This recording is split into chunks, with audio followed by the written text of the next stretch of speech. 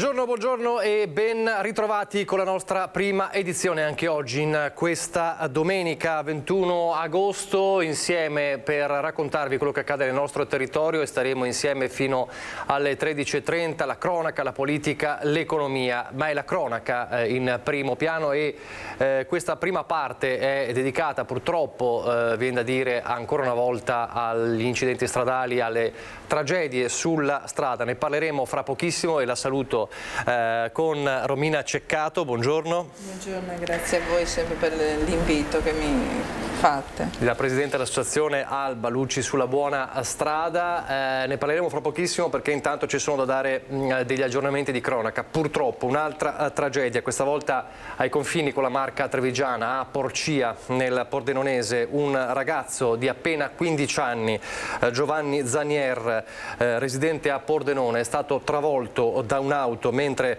intorno alle 2:30 si trovava fermo a bordo strada in via Lazio a Porcia insieme ad alcuni suoi amici. Era in bici, stava chiacchierando con alcuni amici in una nottata di agosto quando è stato travolto da un'auto condotta, si è accertato in queste ore, da una ventenne soldatessa della base statunitense di Aviano, che l'ha appunto travolto e ucciso. Il ragazzo è stato sbalzato per diversi metri sull'asfalto. Al momento dell'arrivo dei sanitari del SUEM purtroppo non c'è stato nulla da fare, hanno tentato di rianimare il quindicenne ma non c'è stato nulla da fare. La giovane è stata arrestata ed è ai domiciliari. Ci sono ovviamente adesso tutti gli accertamenti in corso per capire in che stato fosse alla guida, quindi purtroppo una giovanissima vita spezzata a 15 anni. C'è un altro incidente invece avvenuto stamattina a Treviso. Un 85enne, un pensionato che intorno alle 8:45 è stato investito da un'auto, anche in questo caso davanti alla chiesa di San Giuseppe a Treviso. Anche qui la dinamica è al vaglio della polizia locale, l'uomo è in gravi condizioni all'ospedale. E ieri sera c'è stata a Cordignano la veglia di preghiera per le 4 giovani vite spezzate nella quella che è stata chiamata la strage di Godega di Sant'Urbano. Ieri anche l'ultimo dei 4 funerali dei 4 ragazzi. Allora vediamo un veloce estratto di questa serata di ieri sera, molto partecipata, molto commossa. Poi questa sera ovviamente il servizio completo. Un breve estratto. A parlare in questo frammento è il sindaco di Cordignano, Roberto Campagna.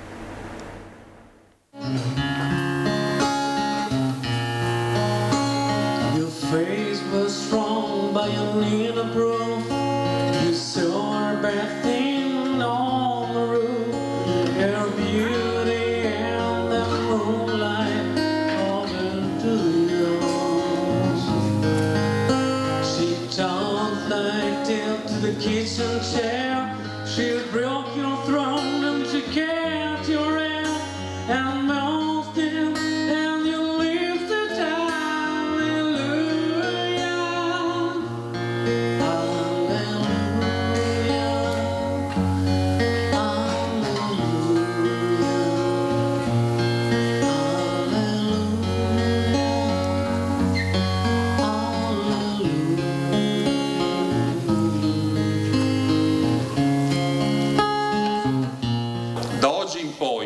Da adesso, quando si è in strada, dobbiamo sentirci ed essere più responsabili della propria sicurezza e dell'altrui incolumità. Non possiamo più piangere drammi e subito dopo dimenticarsi di essi, allorché ci toccherebbe mettere in atto le contromisure per evitarli, poi quei dolori. Questo deve essere il nostro modo di onorare e ricordare questi sfortunati ragazzi. Concludo rinnovando a nome mio e dei sindaci di Orsago, Caneva e Godega il profondo cordoglio alle famiglie, con la speranza che il calore e la partecipazione al lutto di tante persone vi renda meno greve il dolore e la preghiera vi aiuti a trovare una risposta a quello che è successo. Daniele, Giuliano, Marco e Daniele, riposate in pace. Le parole commosse del sindaco Roberto Campagna. Allora, Romina, l'ho vista anche commossa vedendo queste immagini, perché ovviamente si torna sempre alla mente a quella notte tra il 13 e il 14 luglio 2019 nella quale persero la vita Riccardo Laugeni, suo figlio, e poi Leonardo Girardi, Eleonora Frasson e Giovanni Mattiuzzo. Un'altra strage che non si può dimenticare. E in questi giorni tante volte ci siamo sentiti, ci siamo visti, è stata ospite qui da noi per commentare ancora una volta questi fatti, e poi domenica scorsa questa strage che ha ricordato almeno nel numero, certo dinamiche completamente diverse, ma almeno nel numero quanto accadde 3 anni fa, le sensazioni che prova. E davvero ci chiediamo sempre cosa si deve fare, però purtroppo continuano ancora a capitare. Molti ormai mi conoscono, io sono molto sincera e sono dritta, non ci giro attorno, perché io so che cosa sta provando quella famiglia, a prescindere che io dico sempre che l'associazione non è nata per dare dinamiche e dire ha sbagliato loro, non hanno sbagliato. Per la prima volta quelle lacrime di quel sindaco non mi hanno colpito. Per la prima volta vedere quei sindaci seduti lì, dico solo che è bello. Per voi è una belle frasi, belle parole. Siete bravi, certo, nessuno toglie, ma a dire la verità io ho visto pochi sindaci piangere sinceramente. Mi dispiace se magari questo sindaco dopo se la potrà prendere con me, ma non ho visto. Preghiera. A me non mi serve la preghiera dopo. A me serve che dopo voi facciate veramente qualcosa. Non mi servono le solite parole, ma noi ci siamo, se avete bisogno, disponibili, vicini nel momento che... Ma quella strada, se non sbaglio, era già stata segnalata con qualche pericolo. Io dico quella, ma ce ne sono anche tante altre. Problematiche tuttora. Mi sembra che ultimamente, io dico sempre, è come una pandemia questa, peggio del Covid, un giorno uno dopo l'altro. Quindi a me dispiace tanto, care istituzioni, e magari veramente il sindaco, i 4 sindaci forse saranno stati anche sinceramente vicini, ma a me ormai di quelle parole che voi dite, per me non servono a niente, e penso che neanche ai cittadini. Volete incominciare a mettere veramente in pratica quello che fate, quello che siete, quello che avete scelto di diventare, primi cittadini? Allora, andate nei luoghi quando succedono le cose, guardate le famiglie, guardate le strade, collaborate con le associazioni, perché voi chiedete sempre alle associazioni, portateci progetti, collaboriamo, ma noi non siamo tutti i giorni in mezzo alla strada, a noi non ci arrivano le segnalazioni delle strade brutte, a noi non ci arrivano la segnalazione che quella persona era ubriaca. Allora, quelle lacrime, attenzione, che non vi tocchino proprio a voi un giorno. Ed è brutto dirlo da una mamma, perché fanno male. Lei parla di c'è bisogno di una maggiore rete delle istituzioni, quindi... Io lo continuerò a dire.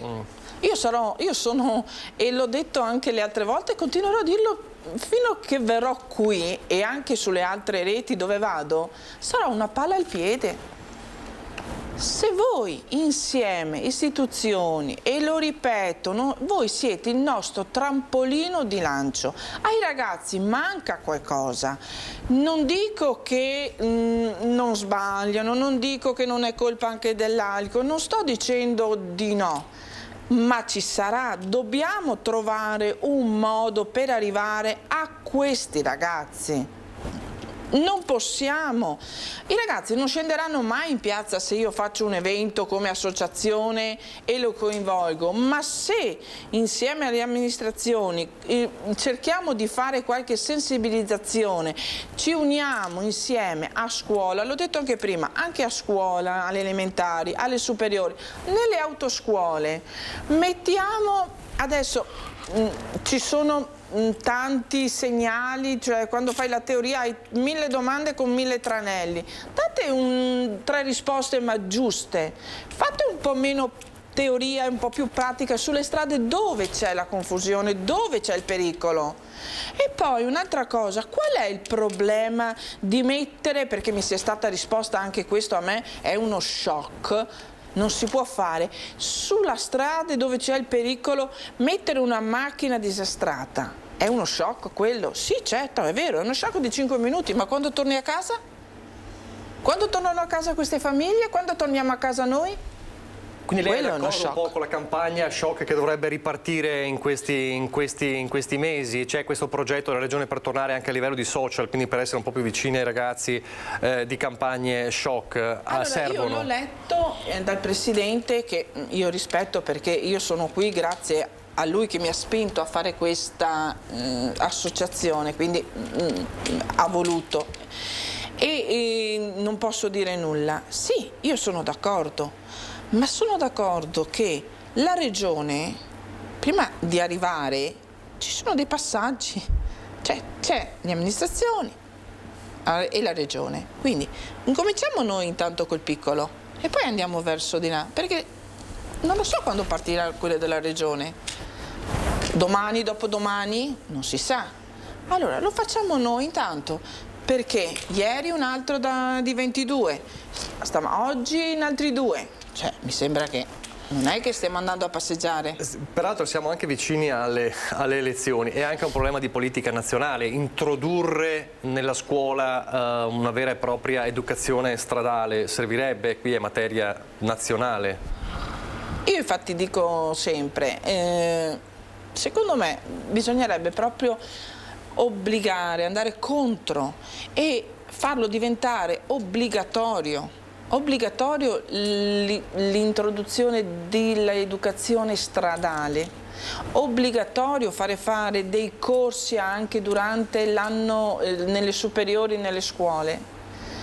C'è un problema, noi non dialoghiamo più come cioè noi abbiamo un modo di dialogare totalmente diverso dai ragazzi. Noi dialoghiamo come una volta che dicevi stop sì e no, non è così.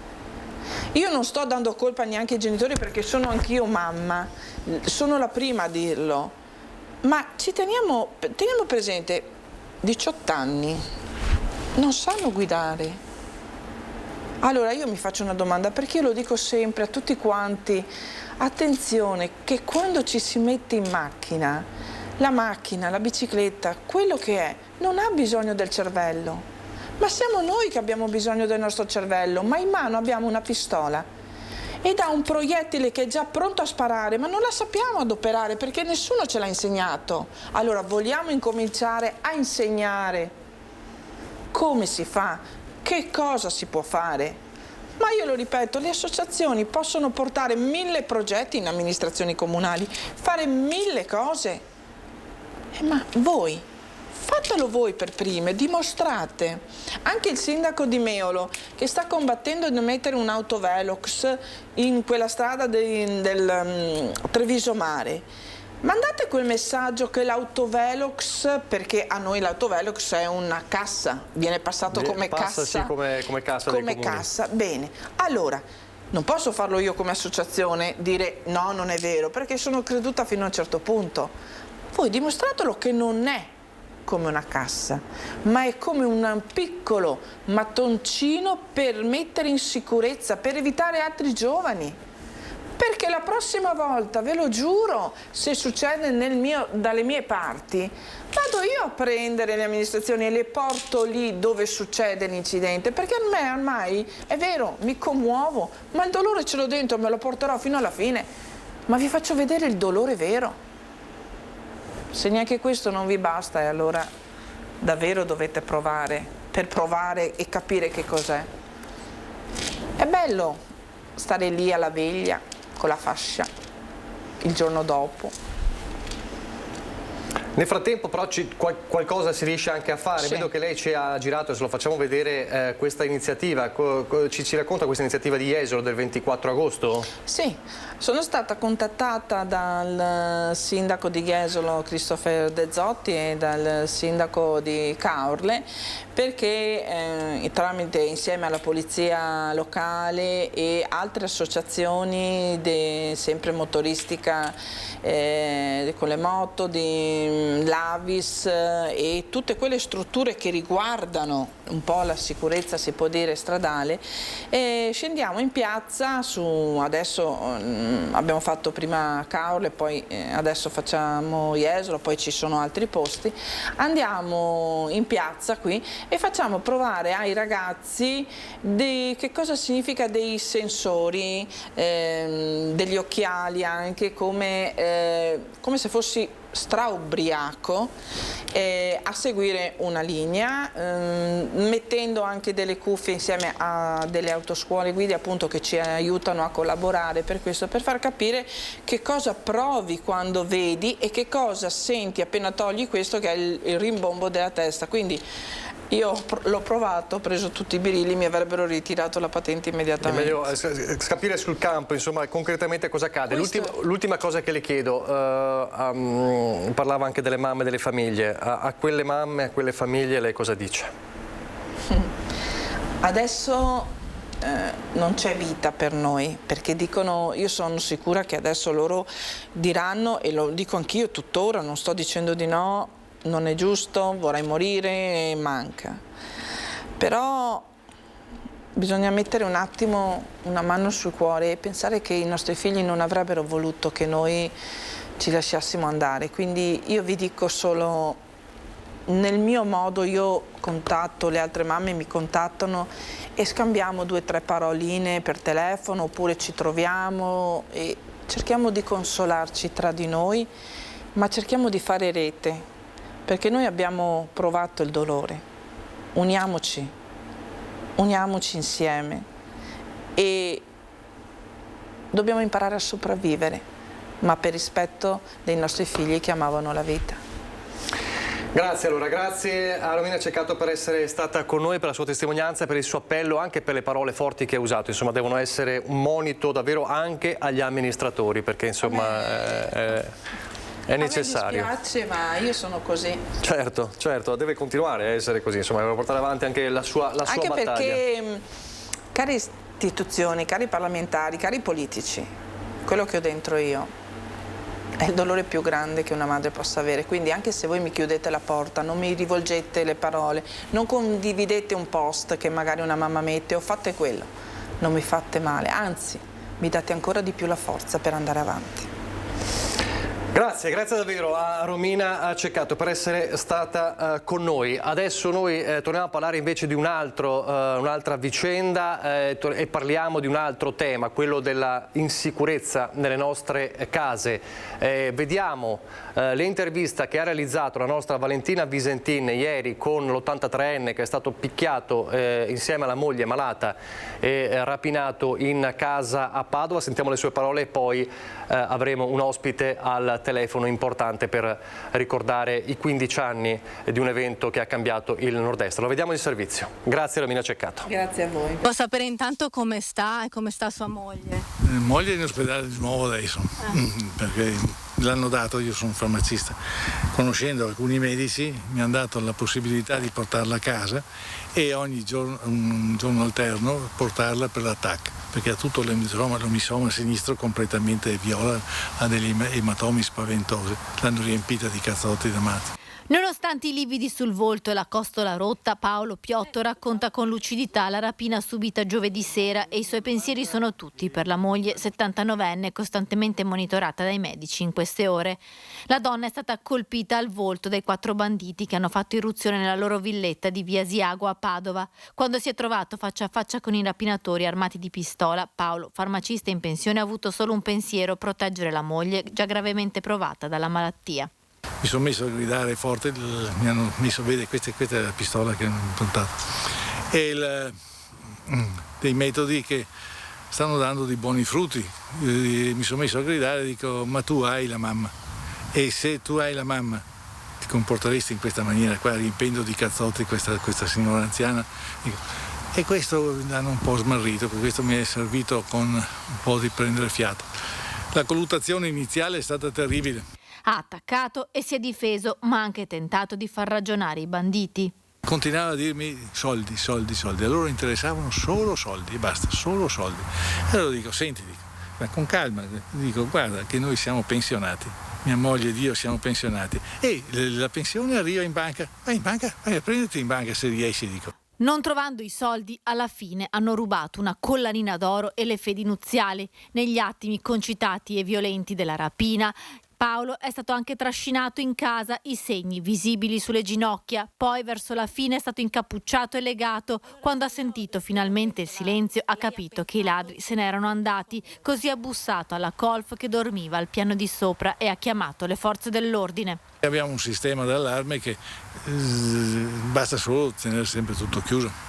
Tutte le camere tutte le finestre hanno un sistema di allarme, ma abbiamo inferriate grosse come questa. E quindi finché siamo dentro non possono assolutamente. E se sentiamo dei rumori, cosa facciamo? Telefoniamo al 112, che sono stati esemplari, veramente sono arrivati qui in 7. Da questa orribile vicenda, dice ora Paolo ai nostri microfoni, vorrei che passasse un messaggio alle istituzioni. L'anziano deve assolutamente essere protetto, difeso e dare la possibilità all'anziano di continuare una vita tranquilla, non preoccupata in questo. Saluto e ringrazio per essere con noi al telefono, gli auguro una buona domenica a Daniele Pellicciardi, buongiorno. Buongiorno. Buongiorno Pellicciardi. Allora, la notte tra il 20 e il 21 agosto, ormai sono 15 anni fa, il massacro di Gorgo al Monticano, che, l'abbiamo detto tante volte, ha cambiato un po' la percezione della sicurezza a nord-est. Cosa ha sentito, insomma, le parole di questo anziano picchiato? Che sensazione le danno queste parole? Anche perché tanti episodi poi sono susseguiti a quello che accadde ai suoi genitori, a Guido e Lucia. Ancora una volta ci si trova di fronte a queste situazioni.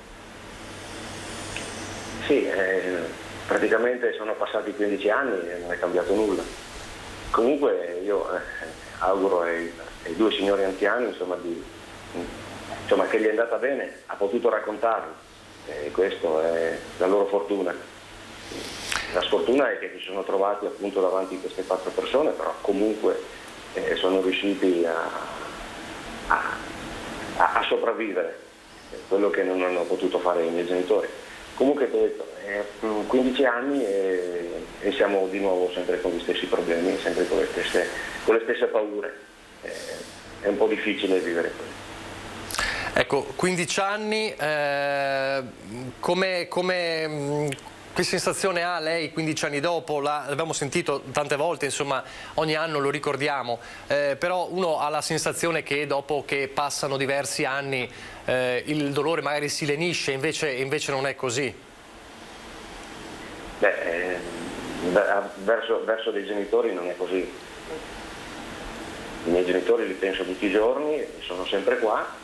E niente, gli anni passano, però insomma la ferita sì, si chiude, ma mai del tutto.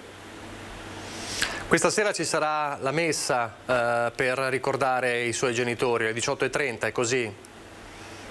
Sì, questa sera a Gorgo ci sarà la messa per ricordarli come ogni anno alle 18:30. Invito tutti a essere presenti sia fisicamente e anche con il pensiero, insomma, a Guido e Lucia. In questi giorni si è tornato a parlare un po', ovviamente in vicinanza dell'anniversario di questi 15 anni, di così la volontà di ricordare i suoi genitori, anche ad esempio intitolandoli una via del paese. Sarebbe un segnale, secondo lei? A me farebbe piacere, insomma, che venissero ricordati in questo modo. È chiaro che sempre per le disposizioni comunali, per i nuovi lotti, vedremo, insomma, se in un futuro ci sarà la possibilità di farlo. Ma ha parlato con il sindaco, è riuscito a sentirlo, se c'è questa possibilità? No, non ho parlato, ne avevamo parlato ancora appena capitato, là un anno dopo, però già un anno dopo era difficoltà a trovare lottizzazioni nuove. Ora non so come sono la situazione di Gorgo, comunque vedo che non ci sono nuove vie da fare. Vedremo se ci sarà la possibilità di parlare con il sindaco, ne parlerò. Ha mai pensato di lasciare il comune, forse anche per dare un taglio così, per staccare un po' da quel ricordo? Immagino che passando magari sempre davanti a quella casa il ricordo ritorni, forse magari una ricetta sarebbe quello di allontanarsi. Mi è venuto quel desiderio magari di cambiare zona? No, anzi, abbiamo voluto, io e la mia famiglia abbiamo voluto venire a abitare a Gorgo appunto per essere più vicini, sia fisicamente che con il pensiero a Guido Lucia. Anzi, noi abitiamo vicinissimi al cimitero, io e la mia famiglia ci andiamo spesso, io vado tutti i giorni quando posso, insomma, e li sento vicini. Anzi, per me Gorgo è il paese che sento vicino, insomma, che sento mio. È vero che così potrebbe avere anche il desiderio fra un anno o fra 2 anni, quando si va a elezioni, di correre da sindaco? Beh, c'è questa idea che vediamo, insomma, lasciamo passare questi 2 anni, nel frattempo cerchiamo di costruire qualcosa e non si sa mai, insomma. 2 anni sono lunghi e sono anche corti, dipende. Per cui nel frattempo verranno avanti le idee e si potranno realizzare, vediamo. E se fosse sindaco, quella casa cosa diventerebbe secondo lei? È una casa ancora, diciamo, non abitata? Potrebbe diventare qualcos'altro? Beh, la casa è di proprietà, per cui i proprietari faranno quello che vogliono nella casa. C'è questo desiderio che comunque a casa diventi qualcosa di utile per altre persone, questo sicuramente. Qualcosa che possa aiutare, insomma, le altre persone. 15 anni sono tanti, o sono pochi a seconda, insomma, da come la si pensi, anche e soprattutto in relazione a un fatto così grave, così devastante. Lei ha mai pensato in questi anni di avere un faccia a faccia con una delle cosiddette 3 belve, una delle 3 ovviamente lo sappiamo, si uccise in carcere? Ha mai avuto il pensiero di guardarli in faccia e parlarci a distanza di anni per capire? Ma no, non ho mai pensato questo, non è mio desiderio farlo e non cambierebbe nulla comunque, per cui loro sono dove sono, pagano per quello che hanno fatto e basta.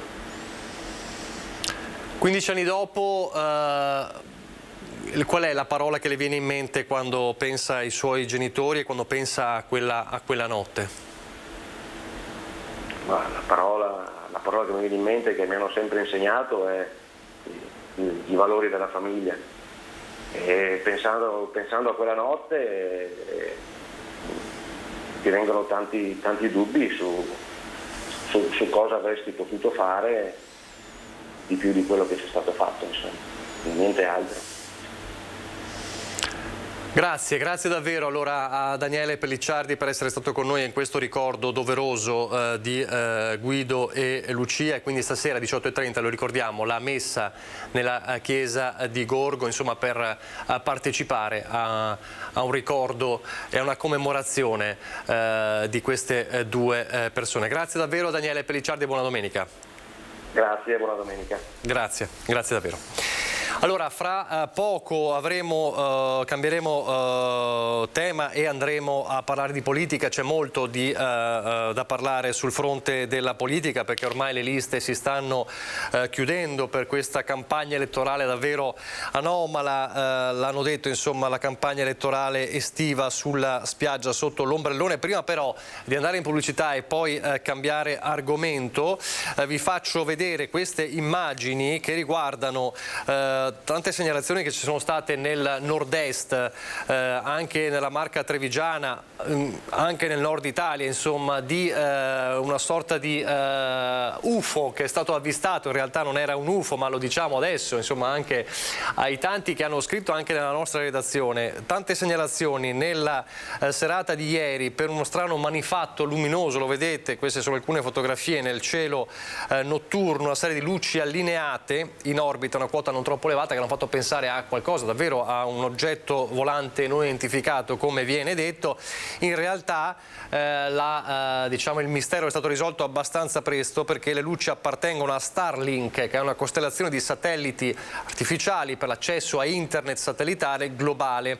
È un progetto che appartiene all'americana SpaceX, che fa capo al miliardario Elon Musk, e quindi queste segnalazioni si sono rivelate appunto essere delle foto che raccontavano il passaggio di questi satelliti artificiali Starlink. Questo per un po' rassicurare anche le diverse persone che hanno chiamato anche la nostra redazione, invitandoci a capire, insomma, cosa era successo nella notte. Nessun alieno, nessun UFO, ma appunto dei satelliti artificiali. Questa curiosità, insomma, visto anche le tante, dicevamo, segnalazioni che sono arrivate da nord-est. Allora io direi adesso, chiedo alla regia, a Renato Capoia e a Tony Paul, che ringrazio, di andare in pubblicità, e così poi potremo aprire come sempre la nostra pagina politica, perché ci sono tante cose da raccontare e tante novità. Allora pubblicità e poi la pagina politica.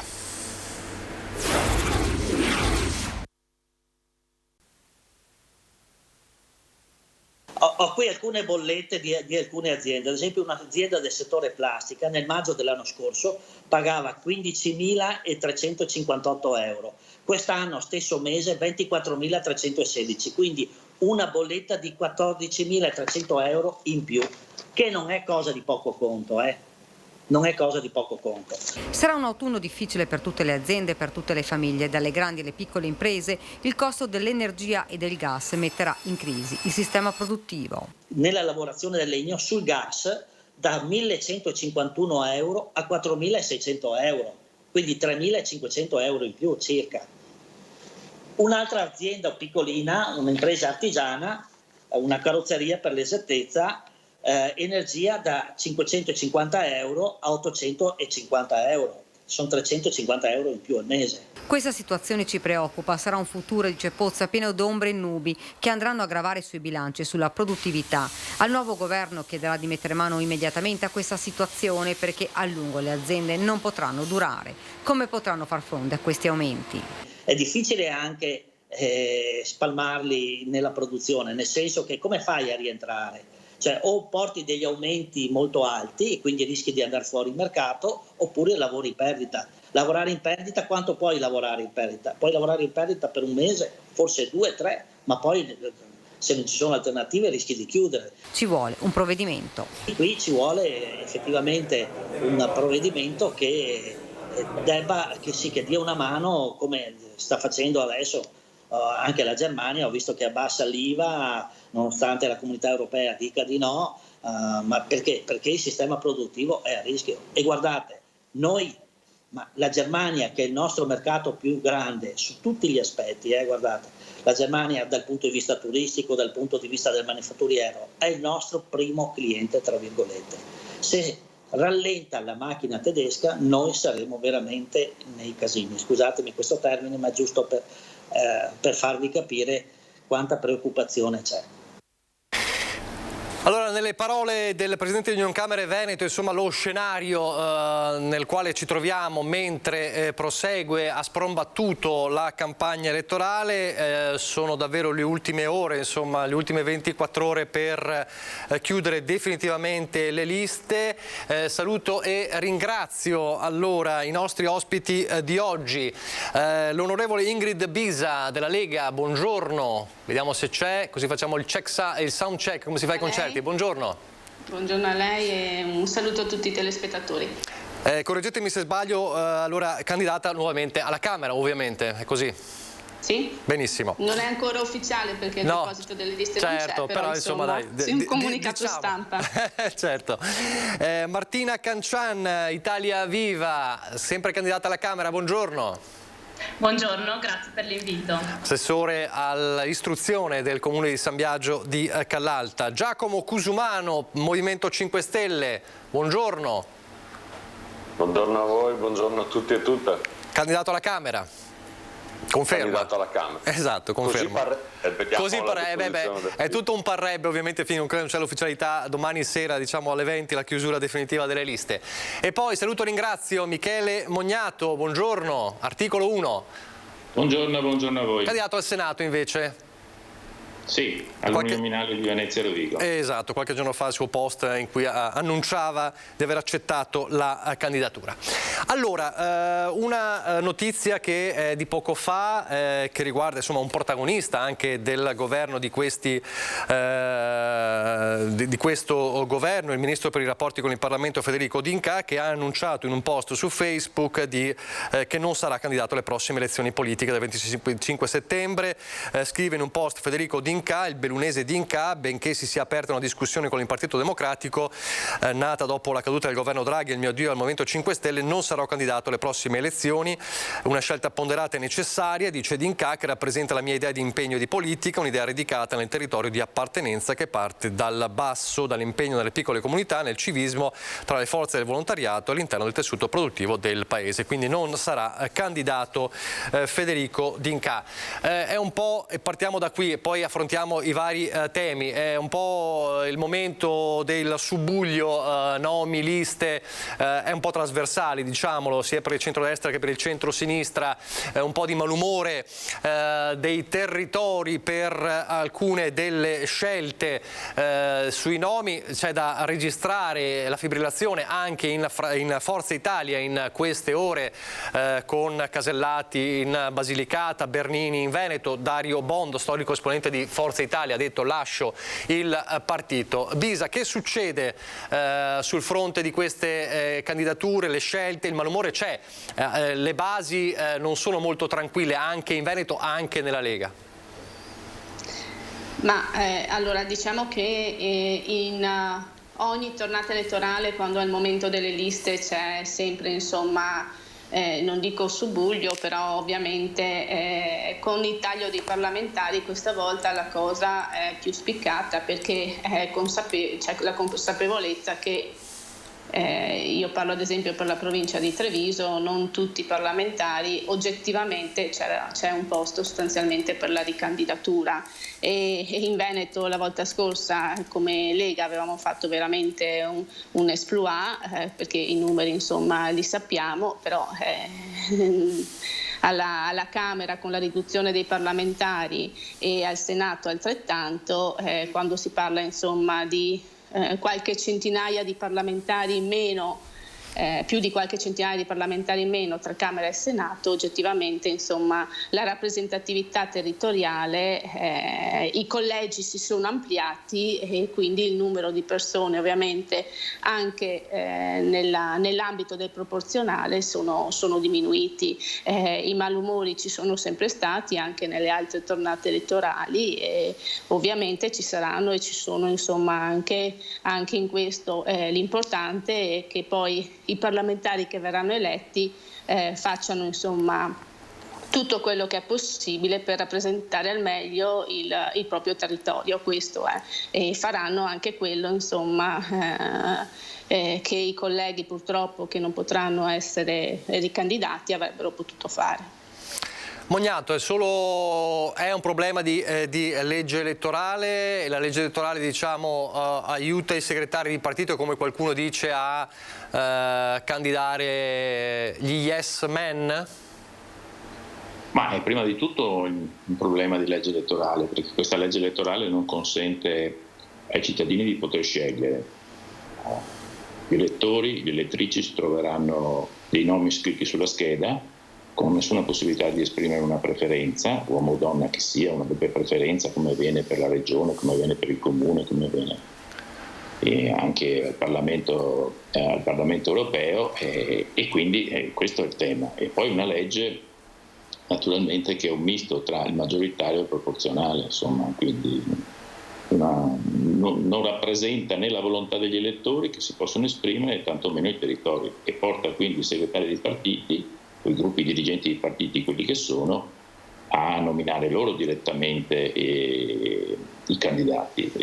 Io ricordo che invece, insomma, in questi anni una delle condizioni fondamentali era proprio cambiare questa legge elettorale per consentire agli elettori di potersi esprimere e di poter poi i candidati rappresentare realmente il proprio territorio.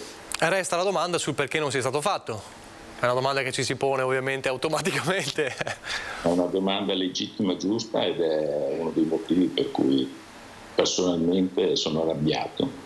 Non votai quando ero parlamentare dal 2013 al 2018 il Rosatellum, prima l'Italicum, poi il Rosatellum, perché li ritenevo sbagliati, e sono ovviamente arrabbiato assieme a tutti gli altri perché in questi anni non è stata fatta una legge proporzionale con il sbarramento al 4-5% e la possibilità di esprimere delle preferenze. Cusumano. Sì, sicuramente quello delle preferenze è un tema importante che noi del Movimento 5 Stelle cerchiamo di fare, diciamo, attraverso i nostri parlamentari all'interno del nostro blog, però anche da parte nostra, insomma, la volontà vorrebbe che sia proprio quella di far sì che il cittadino possa esprimere i propri candidati. Infatti non si capisce perché siamo arrivati a questo punto, nel senso che tutte le elezioni, persino quelle di secondo livello della provincia, permettono di dare una preferenza a un determinato soggetto, mentre quelle appunto delle nazionali che non prevedono appunto la possibilità così di dire chi si vuole che vada in Parlamento, e quindi ci si trova a questo punto delle persone che sono all'interno del mondo politico da 10, 15, 20, 25 anni, anche di più, semplicemente perché messi lì dalle segreterie di partito, senza dare magari giusto lustro a chi magari ha un riscontro popolare e territoriale più importante, perché si parla di rappresentatività. Sì, effettivamente col taglio dei parlamentari questo accade, però il referendum questo ha deciso, insomma, gli italiani questo hanno votato, ma il problema della rappresentatività non è data tanto dalla quantità dei parlamentari, ma dalla qualità dei parlamentari che sono all'interno appunto del nostro Parlamento, all'interno della maggioranza e del governo. Così, insomma, se ci fosse stato un governo più stabile, ci fossero state meno giravolte, magari nel Conte 1, poi nel Conte 2 tramite Renzi, non ci si fosse trovati a cambiare quindi continuamente governo in questi 5 anni sicuramente estremamente difficili, che vedono una chiusura altrettanto difficile, magari si sarebbe riusciti a raggiungere prima questo obiettivo che sicuramente il Movimento 5 Stelle vuole e applica all'interno, diciamo, di quelli che sono i propri confini, quindi attraverso il nostro blog, insomma, da cui vorremmo che anche gli altri prendessero esempio e che diventasse poi legge nazionale, insomma. Cancian. Sì, buongiorno a tutti. Io rappresento il terzo polo, quindi Italia Viva Azione con Calenda Leader. Certo che la mia candidatura da assessore comunale rappresenta sicuramente un approccio concreto nelle varie tematiche che ci sono a livello proprio territoriale, quindi sicuramente una candidatura che proviene dal territorio, che proviene dalla base. Il terzo polo oltretutto punta a candidati che possono avere anche un'esperienza amministrativa appunto nei comuni, nelle province, nelle regioni, e che possa portare appunto un valore aggiunto direttamente dal territorio al Parlamento.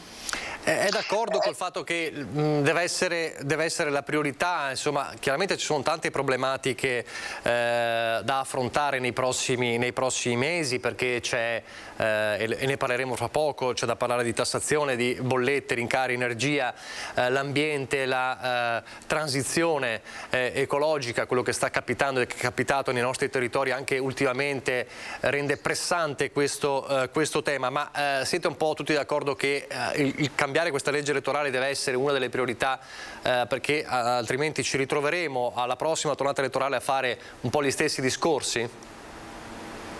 Sempre Cancian. Sì, direi che la caduta appunto del governo Draghi, comunque inaspettata, non ha dato il tempo ai lavori parlamentari di poter procedere ed andare avanti su questa tematica. Quindi ci auguriamo che possa essere un tema che da portare avanti con la prossima legislatura. Bisa, si può mettere in agenda, a proposito di agende Draghi, si può mettere in agenda la riforma della legge elettorale tra le prime cose? Può sembrare meno urgente rispetto, diciamo prima, alle cose concrete, come appunto le bollette e anche la gestione, vedremo cosa accadrà del Covid, ma insomma tante priorità, però poi ci si dimentica sempre della legge elettorale e poi si torna sempre al punto di partenza. Allora, io credo che appena il governo si instaura non può ovviamente parlare di legge elettorale, perché come lei citava, come abbiamo visto insomma nei servizi anche prima dell'inizio di questa parte di trasmissione, ci sono delle problematiche concrete che il nuovo governo, che il Parlamento dovrà affrontare. Ovviamente in primis il sostegno alle aziende su questo caro bollette, e non solo alle aziende ma anche tutti gli artigiani che quotidianamente incontro, perché ne ho incontrati anche ieri sera, che appunto manifestavano le grandissime preoccupazioni nell'affrontare appunto i rincari che vengono appunto annunciati nel prossimo autunno, e tenuto in considerazione che si vota il 25 di settembre, il tempo tecnico di formare un governo, credo che la priorità assolutamente, almeno per la Lega, non sarà assolutamente la legge elettorale, ma sarà ovviamente affrontare tutte quelle problematiche che poi sono problematiche, ribadisco, concrete, perché se si fermano le aziende in Italia, le piccole e medie aziende, perché ovviamente il nostro paese è formato per il 99% da piccole e medie aziende, si ferma il paese. Quindi credo veramente che il nuovo governo debba appunto guardare a dare quel sostegno, a far fronte appunto alle problematiche che quotidianamente insomma sentiamo, e non solo le imprese ci dicono, ma anche i cittadini, perché ricordo insomma che i rincari ci sono anche nei generi alimentari, e quindi bisogna un attimino andare sicuramente anche ad incidere in tal senso, perché con un taglio ovviamente dell'IVA, non solo per quanto mi riguarda sul caro bollette, ma anche su quelli che sono i generi alimentari di prima necessità. Arriveremo fra poco sul tema economico. Restando invece sulla diciamo macchina politica, il centrodestra insomma spinge per il presidenzialismo, ecco, perché? Perché insomma abbiamo visto anche le difficoltà, le ho vissute in prima persona nell'elezione del presidente Mattarella, insomma del Mattarella bis, e quindi si ritiene insomma che ci debba essere una consapevolezza, un'espressione di voto anche nei confronti insomma del Presidente della Repubblica da parte dei cittadini, in modo tale che siano i cittadini diretti ad esprimere chi sia, perché poi il Presidente della Repubblica è il rappresentante insomma di tutti i cittadini a livello internazionale degli italiani. Quindi riteniamo ovviamente che questo sia anche un punto da affrontare. Ovviamente ci vuole una certa maggioranza per affrontare, perché è una modifica insomma della Costituzione, quindi ci vorrà insomma maggioranza di 2/3 del Parlamento, con tutto l'iter che ne consegue, e sarà una delle è nel programma di governo del centrodestra, quindi sarà una delle questioni che il nuovo governo, ovviamente io sono certa che il centrodestra vincerà le elezioni e che metterà sul piatto, e quando sarà il momento, una volta affrontate, ribadisco, quelle che sono le urgenze concrete per tenere ovviamente in piedi e in attivo il Paese, verrà affrontata ovviamente anche la questione del presidenzialismo. Mognato, come la vede lei sul presidenzialismo? C'è stata anche quella polemica insomma di qualche giorno fa con le parole di Berlusconi a Radio Capital su Mattarella, poi rientrate insomma. Ma intanto io dico che abbiamo avuto negli anni degli ottimi Presidenti della Repubblica, e non da ultimo naturalmente Mattarella.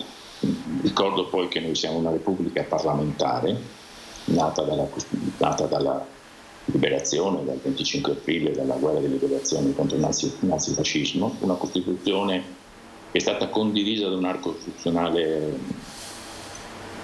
da tutto l'arco costituzionale, quando fu votata, ed è una Costituzione che ha retto anche in momenti molto difficili, in fasi molto difficili della vita del nostro Paese, gli anni 70, gli anni 80, gli anni 90 e ancora adesso. Io difendo la Repubblica parlamentare, non credo che abbiamo bisogno di un Presidente della Repubblica eletto direttamente dai cittadini, credo che il Parlamento in seduta comune, come avviene con il rappresentante delle regioni, è in grado di eleggere il Presidente o la Presidente della Repubblica. Il nostro Presidente della Repubblica è il garante della Costituzione. Io credo che spostare elezione diretta al Presidente della Repubblica modifichi la Carta Costituzionale, di cui non sono assolutamente d'accordo. Significherebbe spostare poteri, perché nel momento in cui tu eleggi un Presidente della Repubblica direttamente vuol dire che devi dargli ancora più poteri, quindi altera tutto il nostro sistema parlamentare, il nostro sistema di governo.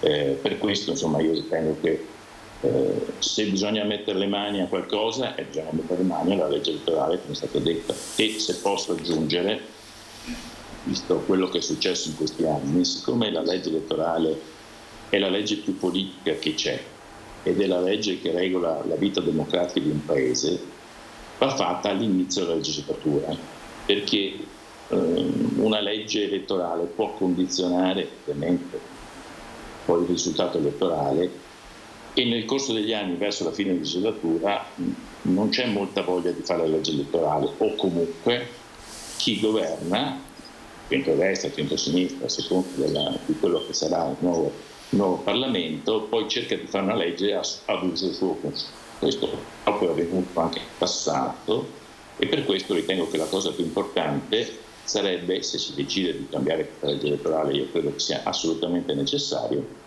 farlo all'inizio della legislatura, in modo tale che poi ogni partito, ogni gruppo parlamentare, ogni forza politica che è presente in Parlamento o che non è presente in Parlamento può organizzarsi per la prossima scadenza elettorale. Cusumano, sul presidenzialismo ma anche sulla priorità o meno della legge elettorale in questo governo. Ma sono due temi sicuramente molto sentiti. Quello del Presidente della Repubblica, come facciamo appunto per le parlamentari, e poi noi facciamo votare quelli che sono i nostri eletti tra Camera e Senato appunto per quanto riguarda il Presidente della Repubblica attraverso appunto il nostro blog, quindi chiediamo ai nostri iscritti quali siano per loro i nomi più adatti a ricoprire questa carica, e da lì in poi i nostri eletti si muovono di conseguenza. Quindi noi abbiamo sempre questa nel nostro DNA la partecipazione, perché crediamo, come diceva Gaber, è una frase insomma importante, libertà e partecipazione, quindi portare i cittadini sempre più vicini al mondo politico significa farli partecipare sempre di più e renderli sempre più coscienti e più importanti e protagonisti di quello che è la vita pubblica.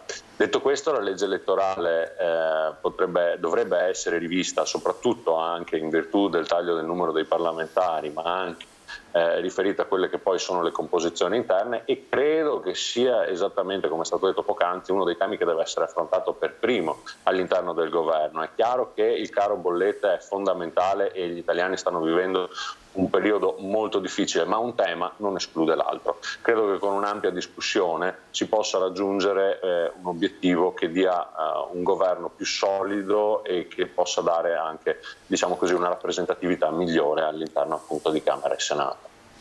Cancian, prima aveva già risposto insomma, sulla necessità di urgentemente, insomma, comunque di una certa velocità nel cambiare la legge elettorale. Sul presidenzialismo invece, il terzo polo, cosa dice? Sì, noi abbiamo delle proposte molto concrete su questo, soprattutto per cercare di ripristinare questo rapporto di fiducia che è venuto a mancare in questi anni tra il territorio e la politica a livello nazionale, e al contempo garantire maggiore stabilità ai governi. Proponiamo quindi un modello istituzionale più prossimo ai cittadini, che è quello del sindaco, e quindi l'elezione del sindaco d'Italia, che è sicuramente un'elezione l'elezione diretta da parte dei cittadini di eleggere il Presidente del Consiglio su appunto il modello dei sindaci delle città ovviamente più grandi, e questo, essendo un partito il nostro come quello appunto di Azione riformista, si accompagna anche a ricreare una fiducia e un'elezione diretta dei cittadini, avvicinandoli appunto alla politica. Quindi insomma questa è l'idea, insomma, quindi una soluzione di questo tipo, insomma, più vicina quindi al presidenzialismo. Vediamo però ai temi, lo diceva Ingrid Bisa, la prima cosa da fare è mettere un po' a posto le aziende, mettere a posto un po' la situazione. Allora ha già un po' anticipato quelle che sono le ricette del centrodestra e della Lega, però vorrei tornare su un tema, perché onorevole Bisa, si è parlato e si continua a discutere di un tema che è un po' lo scontro tra i vari schieramenti, e quello della flat tax. Allora, centrodestra, anche se non c'è ancora una quadra sulla percentuale, ma insomma è per la flat tax. Chi contesta la flat tax dice non è una legge, diciamo, che fa pagare tutti allo stesso modo, ma e soprattutto non ci sono, diciamo, le risorse per sostenere questa flat tax. Diamo la parola definitiva su questo argomento dal vostro punto di vista. Guardi, per quanto ci riguarda abbiamo già fatto vedere durante il Conte 1, quindi quando eravamo al governo, che la flat tax è possibile, perché ci sono già milioni di aziende che utilizzano questa tipologia di tassazione, e quindi è qualcosa che funziona. Poi ovviamente è arrivato il Conte 2 e ha spazzato via tutto, quindi abbiamo dato prova che è una misura che può trovare le coperture finanziarie. Chi dice ovviamente che le coperture non ci sono è perché hanno un'altra idea d'Italia, e quindi, avendo un'altra idea d'Italia, non pensa a sostenere le aziende, che ovviamente noi da sempre come Lega vogliamo sostenere, e riteniamo che tutte le risorse assolutamente nelle voci di bilancio assolutamente ci sono, ma perché non è che lo diciamo solamente a parole, cioè l'abbiamo già concretamente creato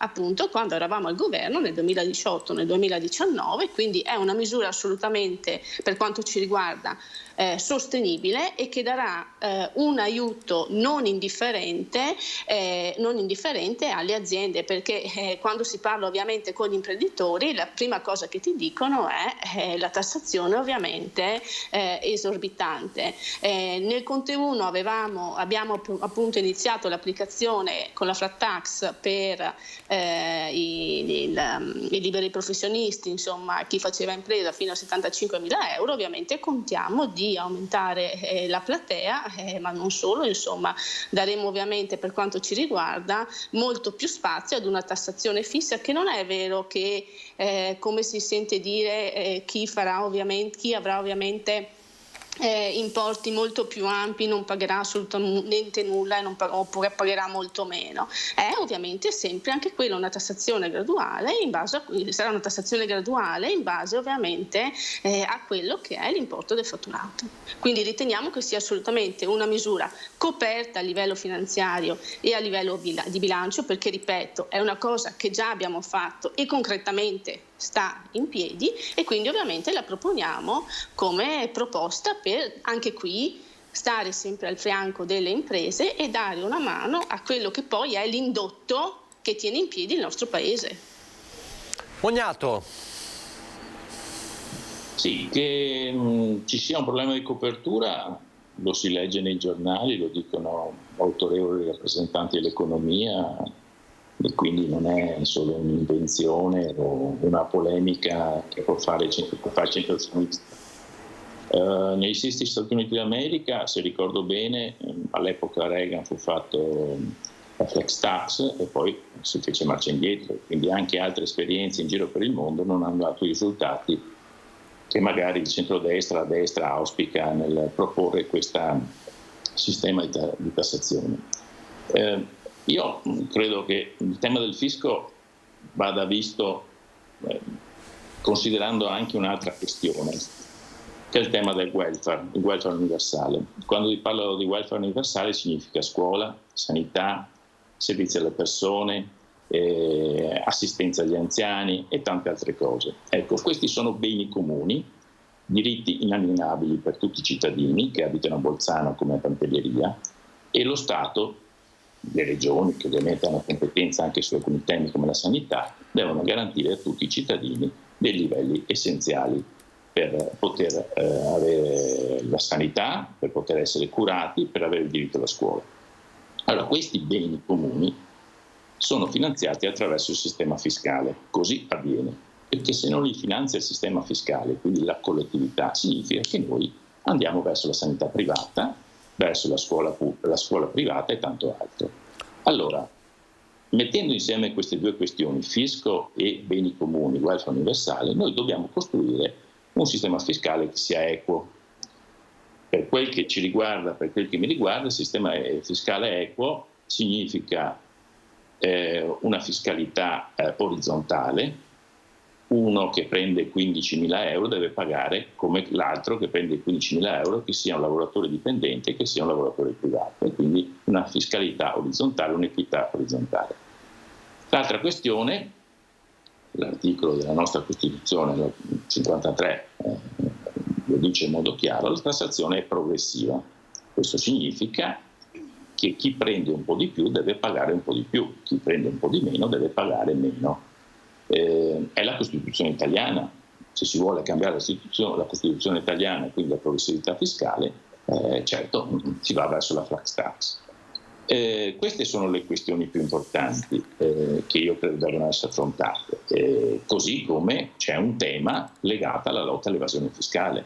Non è possibile che in questo Paese ci sia una quota così elevata di evasione fiscale, e quindi va fatta una politica seria per combattere l'evasione fiscale, certamente semplificando per le imprese, per i cittadini tutti gli adempimenti, ma non è possibile che ci sia chi come lavoratore dipendente che paga fino all'ultimo centesimo in questa paga e chi può permettersi di evadere il fisco senza magari a volte pagarne le conseguenze.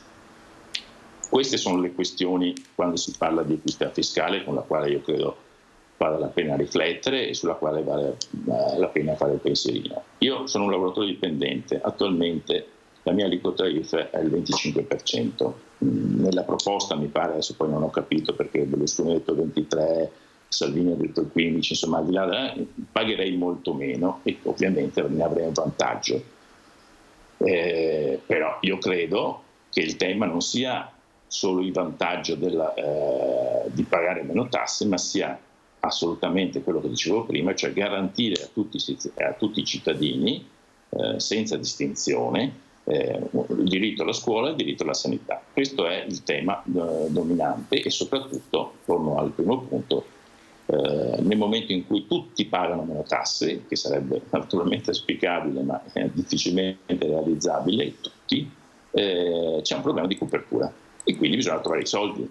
Così come quando tu fai una legge, qui ci sono persone che hanno fatto l'esperienza parlamentare, quando fai una legge devi sempre prevedere un finanziamento per qualsiasi cosa e quindi un livello di copertura, altrimenti la legge non sta in piedi. E il bilancio dello Stato, considerato anche il debito pubblico, che non è certo di poca cosa nel nostro Paese, che è purtroppo aumentato anche in questi anni a causa pandemie, la crisi, la guerra, tutto quello che volete, è un debito sempre molto a rischio. Quindi aumentare ulteriormente il debito significa portare al collasso il Paese. Allora, sento un attimo Bisa su questo, poi vado anche da Cusumano e da Cancian. Bisa, è a rischio il welfare se non c'è la copertura? Sanità, scuola, dice Mognato, insomma, se chiaramente una tassa va poi coperta in qualche modo, insomma, se serve una copertura, servono le risorse, e quindi la replica del centrosinistra, insomma, di chi è contrario alla flat tax, è che ci potrebbero essere meno risorse poi per strutture essenziali della vita civile, come appunto la sanità, la scuola, eccetera. È così? È a rischio il welfare? No, perché la copertura è tanta? No, assolutamente no. Per quanto ci riguarda, assolutamente il welfare non rischia, ma perché, ribadisco, l'abbiamo già provato 2018-2019. e il welfare non ha rischiato e le coperture c'erano. È ovvio che è una scelta politica anche di copertura. Una determinata compagine di coalizione, quindi in questo caso il centrodestra, ovviamente quando andrà al governo farà delle scelte, c'è da rimodulare in qualche maniera comunque il reddito di cittadinanza, perché abbiamo visto che così com'è non funziona. Quella parte di copertura che adesso sta nel reddito di cittadinanza ovviamente verrà spostato per coprire appunto altre poste di bilancio. Quindi da questo punto di vista tranquillizzo assolutamente i cittadini. Ribadisco, è solamente una scelta politica. Il centrodestra vuole andare nel senso di dare sollievo a quelle che sono anche a livello di tassazione in difficoltà appunto le imprese, e ribadisco, sono scelte appunto politiche. Si andrà a rivedere le norme che attualmente esigono veramente una copertura non indifferente, lo sappiamo, gli importi insomma di copertura per il reddito di cittadinanza adesso abbiamo visto che comunque è una misura che deve essere rivista, perché è giusto sostenere chi è in difficoltà, però abbiamo visto appunto tutte le problematiche che ci sono state. È da rivedere, quella parte di copertura verrà messa in un'altra posta di bilancio, e assolutamente ribadisco, ma l'abbiamo già fatto nel 2018, nel 2019 e nel 2018-2019 non c'è stato nessun problema a livello di disservizio o a livello di welfare. Cusumano, colgo la palla al balzo, insomma l'onorevole Bisa parla del reddito di cittadinanza, quindi che togliendolo diciamo, ci sarebbe una buona copertura eliminando il reddito di cittadinanza, che invece è sempre stato uno dei cavalli di battaglia del Movimento 5 Stelle. Ma insomma l'esponente della Lega non ha detto proprio questo, l'esponente della Lega ha detto che andrebbe modificato, ma sa benissimo anche lei che non può essere tolto il reddito di cittadinanza. 3 milioni sono i percettori, 2 sono persone anziane e disabili, del restante mezzo milione è stato allocato in posti di lavoro, ne resta mezzo milione che deve trovare una via, un lavoro, e molte volte le persone che percepiscono il reddito di cittadinanza o vivono in luoghi che non permettono di trovare lavoro o hanno delle situazioni particolari, anche perché parliamo poi comunque di un reddito medio di cittadinanza pari ai 500, poco più, poco meno, quindi di fatto non c'è da prendere da questa manovra che difendo, che è stata molto attaccata, perché è facile attaccare il reddito di cittadinanza, è facile attaccare gli ultimi.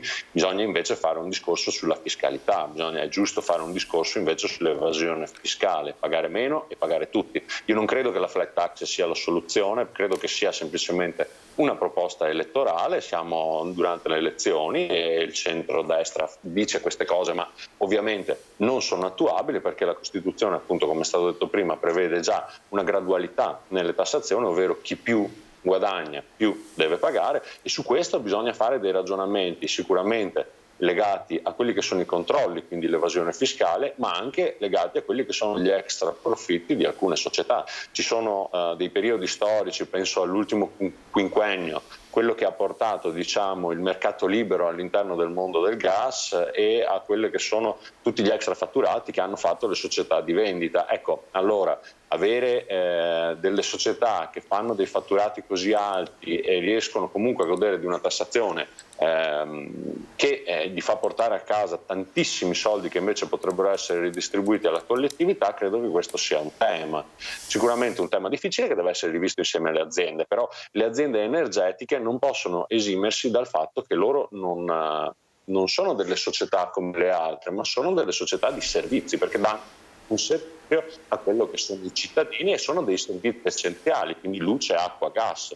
Sicuramente per quanto riguarda i cittadini, oggi vediamo che per esempio il gas viene sempre meno, perché si va verso un efficientamento sempre più profondo di quello che sono le abitazioni, ma se pensiamo alle aziende, alle industrie come le lavorazioni del vetro, le lavorazioni della ceramica e molti altri settori, appunto hanno ancora bisogno del gas. Ecco, allora qui bisogna andare a rivedere e bisogna lavorare insieme a queste società e cercare di mettere, forse dirò una cosa un po' sognatore, però dell'etica nel mercato. Non è possibile che il mercato non abbia etica e segua semplicemente dei valori e delle fibrillazioni. Ci vedono dei movimenti magari dall'altra parte d'Europa che ancora magari non stanno incidendo direttamente su determinate forniture come era prima con la guerra in Ucraina, perché poi è di questo che stiamo parlando, se sono aumentate le bollette di fatto, ma era un trend che era già partito precedentemente.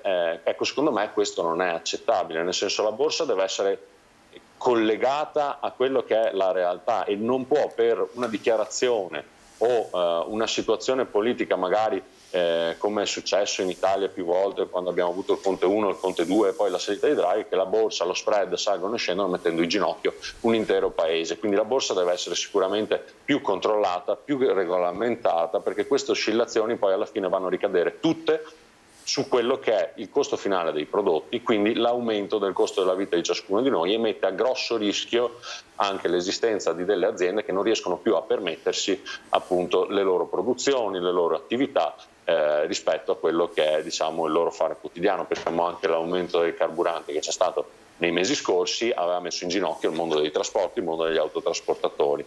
Ecco, io credo che non possa essere lo Stato a mettere delle toppe, quindi a dare dei soldi alle società petrolifere che forniscono il petrolio per dire vabbè, abbassiamo il prezzo facendo ancora più debito, ma ci debbano essere delle regole più ferree affinché quei soldi poi vadano a finire in quello che è il welfare, appunto, quindi la scuola, gli ospedali, l'assistenza, le strade e l'abbassamento dei costi dei beni di prima necessità, penso a tutti gli alimenti, insomma, e a quello che possono essere i medicinali e tutto quello che serve, diciamo, per vivere una vita serena. Quindi credo che sia da rivedere sicuramente il sistema della tassazione, ma non da, diciamo così, farlo saltare e mettere una flat tax che poi effettivamente non si riesce ad applicare, ma andare a lavorare meglio su quelli che magari sono gli extra profitti di determinate e poche, sottolineo poche società che invece fanno fatturati veramente, veramente elevati a favore di una collettività.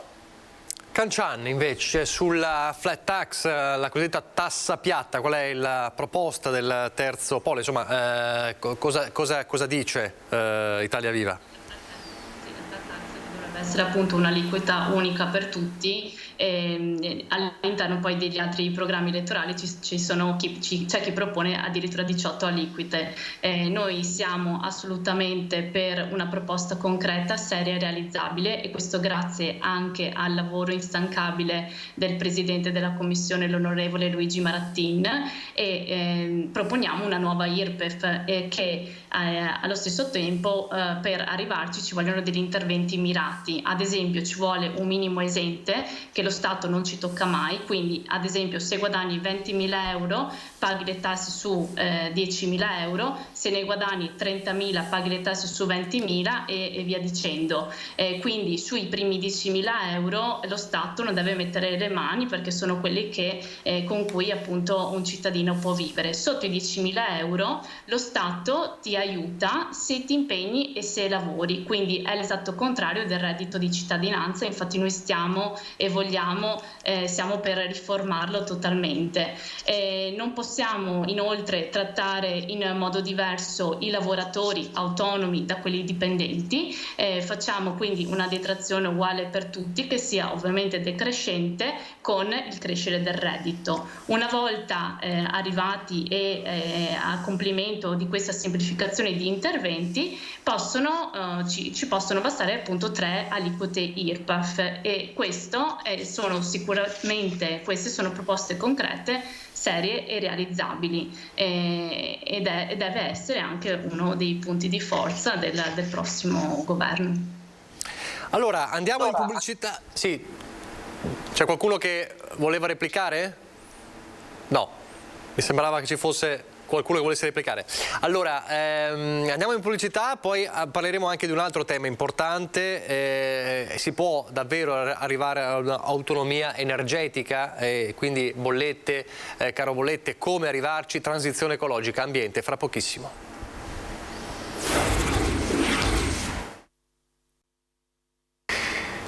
Allora rieccoci in diretta, l'ultimo quarto d'ora. Ripartiamo proprio da Martina Cancian per riniziare il giro parlando di un tema fondamentale. Ce lo ha insegnato purtroppo la guerra, una guerra che ormai sta diventando una guerra che si trascina da mesi e che per mesi si trascinerà e ha portato alla ribalta il tema dell'autonomia energetica. Ci siamo trovati, abbiamo scoperto di essere dipendenti energeticamente dagli altri paesi. Come si può fare per uscire da questo stallo? Nel breve periodo è sicuramente importante raggiungere l'indipendenza dal gas russo e quindi è diventata anche una questione di sicurezza nazionale e come tale dovrebbe essere affrontata. Per questo riteniamo necessario completare sicuramente quelle che possono essere la costruzione di 2 rigassificatori galleggianti che consentano quindi l'importazione di gas naturale liquefatto in sostituzione di quello russo, aumentare la produzione di gas nazionale attivando e potenziando gli impianti già esistenti e rafforzare sicuramente le energie rinnovabili. Questo sul breve periodo. Sul lungo periodo invece dobbiamo metterci a tavolino e capire quali sono gli interventi e le risorse da investire e su cosa puntare. Includere sicuramente un mix energetico di rinnovabili e nucleare può essere fondamentale per arrivare alle emissioni zero nel 2050, in quanto solamente le rinnovabili, quindi con impianti eolici e fotovoltaici, comporterebbe un'occupazione di suolo che sarebbe tripla rispetto a quello già esistente, quindi un mix ottimale per noi sarebbe appunto potrebbe includere appunto le energie rinnovabili e il nucleare. Cusumano. Sì, quanto riguarda il Movimento 5 Stelle abbiamo visto il PNRR e tutte quelle che sono le linee guida a livello europeo vanno proprio verso quello che è la transizione ecologica. Quindi quella è la direzione. La direzione è quella di inquinare sempre meno e di avere degli ambienti sempre più vivibili e meno inquinati per la nostra e per le future generazioni. Questo perché il pianeta è in difficoltà, quindi è una sfida che non possiamo perdere e dobbiamo mettere qui tutte quelle che sono le nostre risorse. Vediamo anche appunto, tornando sempre al PNRR, che tutti quelli che sono i progetti finanziati, la maggior parte dei progetti finanziati sono proprio in questo senso, sono in una direzione a livello ambientale propositiva. Detto questo, quella è la direzione, l'obiettivo da raggiungere. Noi nel nostro logo abbiamo messo l'anno 2050 che sta proprio a indicare la data limite su cui noi dobbiamo riuscire ad abbassare al massimo tutte quelle che sono le nostre emissioni inquinanti come il gas serra. Detto questo, stiamo affrontando sicuramente un periodo emergenziale, quindi abbiamo una direzione che è ben chiara. Nel periodo emergenziale bisogna trovare delle soluzioni che possono essere alternative. In questo momento viviamo appunto una situazione legata a quella che è la guerra in Ucraina, legata a quella che è la fornitura del gas, ma andare a fare le trivellazioni nel Mediterraneo e un'autoproduzione di questo tipo, essendo già stato espresso il voto degli italiani a riguardo, quindi nel senso andando quindi un po' sopra quella che è la decisione del popolo italiano, non lo trovo corretto. Credo che sia giusto lavorare con mercati europei e extraeuropei che possano darci delle soluzioni nel breve periodo, ma dobbiamo abituarci a ragionare sempre guardando avanti, ovvero nel 2050, perché se oggi siamo in questa situazione è perché qualcuno 30 anni fa non ha pensato ad oggi. Quindi è inutile nascondersi dietro il problema che abbiamo oggi, che è sicuramente un problema enorme che va affrontato, ma dobbiamo guardare non il dito ma la luna, perché altrimenti, come è successo esattamente 30 anni fa, in cui non abbiamo pensato a quelle che potevano essere le difficoltà che incontravano le generazioni future, ci siamo trovati in questa situazione. Quindi se non vogliamo ritrovarci in questa situazione dobbiamo andare avanti con una chiave ecologica, e in questo momento mi sento di dire il Movimento 5 Stelle credo che sia l'unica forza politica a livello nazionale a spingere veramente per questo tema, un tema ambientale che è sempre più sentito soprattutto dalle nuove generazione e soprattutto anche per il fatto che nell'epoca dell'informazione non essere informati è una scelta, quindi basta andare a vedere i dati dell'ARPA, vedere tutti quelli che sono i rilevamenti appunto delle varie palline che spiegano appunto durante l'anno quali sono gli sforamenti e vediamo che la situazione non è sicuramente consona a uno stile di vita sano, nel senso che questo poi va a impattare proprio a livello sanitario, ci sono già degli studi che sono confermati, quindi nel breve periodo bisogna trovare delle soluzioni sicuramente a tampone che possano riuscire ad abbassare i costi e quindi riuscire a venire incontro a quelle che sono le necessità. Ma da un punto di vista ambientale noi dobbiamo andare sempre verso una direzione sempre più green. Abbiamo fatto approvare come abbiamo fatto approvare in Parlamento, in Senato, grazie al nostro senatore Gianni Girotto che finisce 2 mandati e ci saluta, cose come le comunità energetiche, oppure con Conte il super ecobonus del 110% che va ad abbassare di molto i consumi di tutte le abitazioni. Io vedo un sacco di cantieri nella mia zona del Padovano e ci sono tante altre attività che bisogna portare avanti in questo senso per andare sempre di più verso un efficientamento energetico che va ad abbattere i costi sostanziali. Onorevole Bise, insomma, Cusumano dice la transizione ecologica, ma un conto è parlare di rigassificatore, un conto è parlare di nucleare, sono altri discorsi che noi non vogliamo. Bisa. Allora, per quanto ci riguarda, ovviamente bisogna andare attraverso una maggior produzione nazionale di quello che è gas naturale da un punto di vista e sicuramente ovviamente guardare a quello che è il nucleare pulito, perché non è che ci sono tante ovviamente alternative, questo a livello ovviamente di medio-lungo periodo, perché poi ci sono anche dei processi per azionare queste ovviamente produzioni. Per quanto riguarda invece l'attività più immediata, che è anche quella che più mi preoccupa, perché veramente, come accennavo anche precedentemente, a ottobre ci sarà ovviamente un aumento ovviamente anche dei prezzi e quindi la necessità di un intervento mirato, bisognerà ovviamente andare in trattativa chiedendo appunto che vengano calmierati i prezzi, quindi i costi, e ovviamente bisognerà andare ad incidere diminuendo quanto più possibile l'IVA su quello che è insomma il costo poi al consumatore. Io credo che non ci siano tante alternative, è una problematica ovviamente che c'è da parecchio tempo e adesso questo governo si troverà ad affrontare anche questa situazione, che è comunque una situazione di emergenza, perché in pochissimo tempo abbiamo visto appunto un aumento appunto di più del doppio del costo dell'energia al consumatore finale, e non è una cosa assolutamente sostenibile. E sempre andando appunto a dire che per quanto ci riguarda il sostegno alle aziende deve assolutamente esserci, ci sarà nel brevissimo periodo, andando appunto a fare delle misure ovviamente a livello emergenziale, quindi credo che il governo, insomma, uno dei primi decreti legge che dovrà fare sarà andare appunto in tal senso, cercando di dare sostegno alle aziende calmierando appunto i prezzi e diminuendo poi quella che è l'IVA nel costo finale. Ognato, chiudo con lei. Come si esce, come si raggiunge o come si esce da questo tunnel della non autonomia energetica? Col nucleare, col rigassificatore? Ma prima si parlava di fisco. Ecco, io penso che se c'è qualche intervento da fare è proprio per riuscire a intervenire sul fisco per potenziare tutte quelle attività o tutte quelle forme di energia alternative a quelli che sono i combustibili fossili. Serve una riforma fiscale ambientale, si potrebbe dire, no? Dal punto di vista verde, dal punto di vista green, dal punto di vista della transizione ecologica.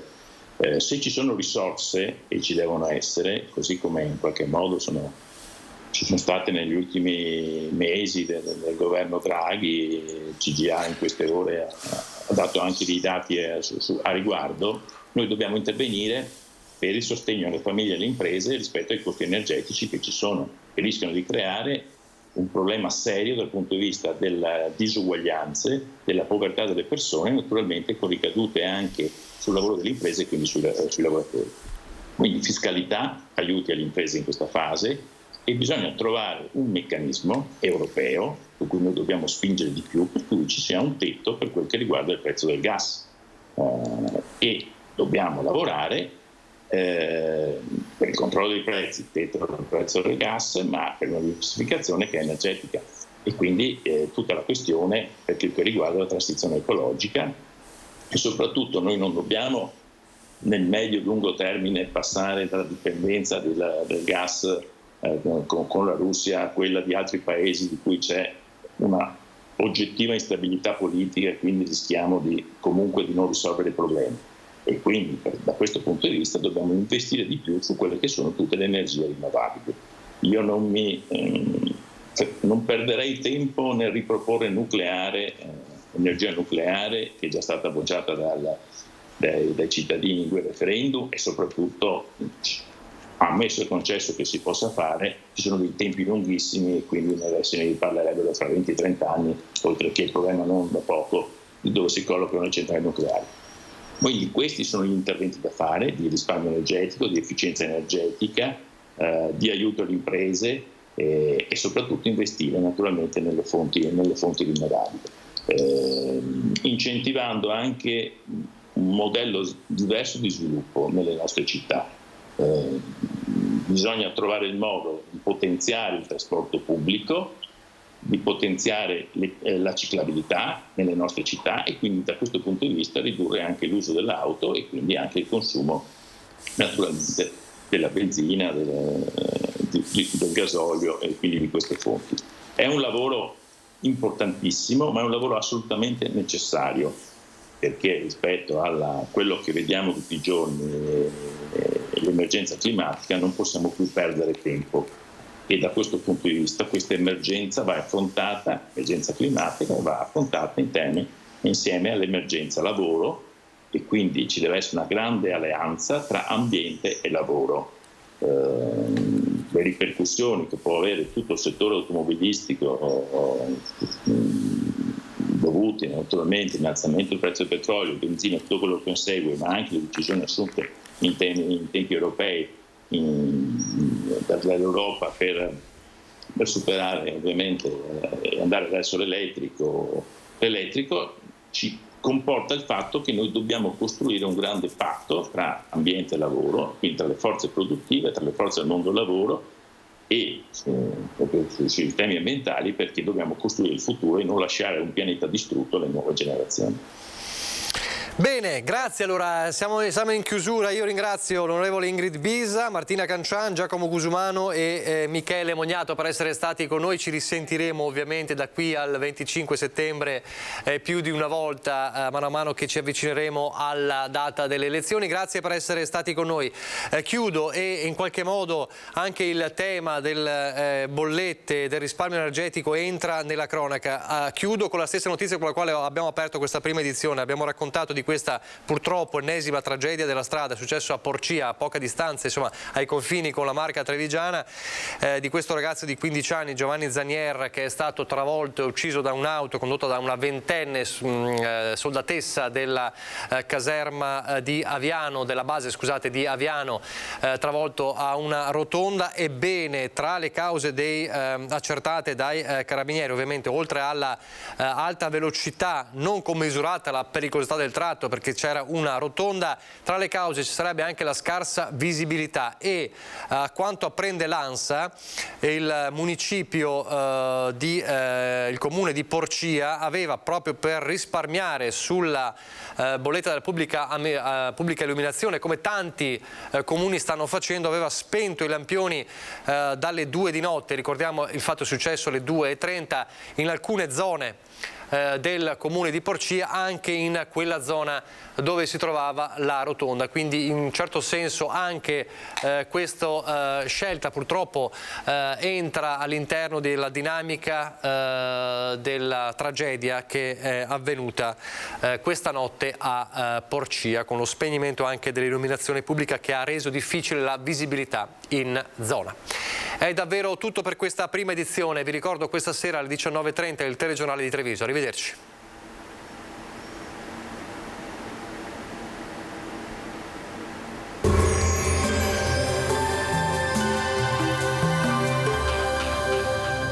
Donadel Sunplast fornisce ed installa tende e coperture tecniche, avvolgibili, serramenti in PVC e in alluminio, porte da interni.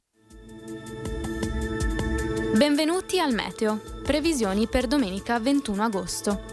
Sul Veneto il cielo sarà sereno o poco nuvoloso, con qualche presenza di nuvolosità sui rilievi durante le ore centrali della giornata.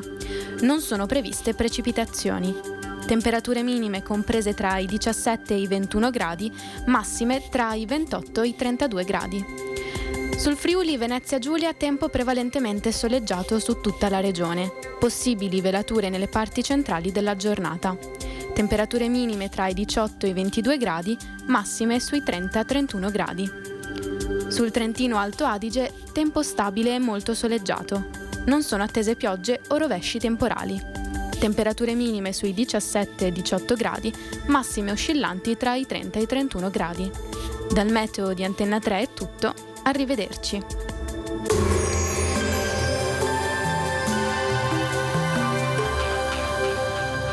Donadel Sunplast vi aspetta nello showroom di Farra di Soligo, dove troverete le giuste risposte alle vostre esigenze di arredo esterno.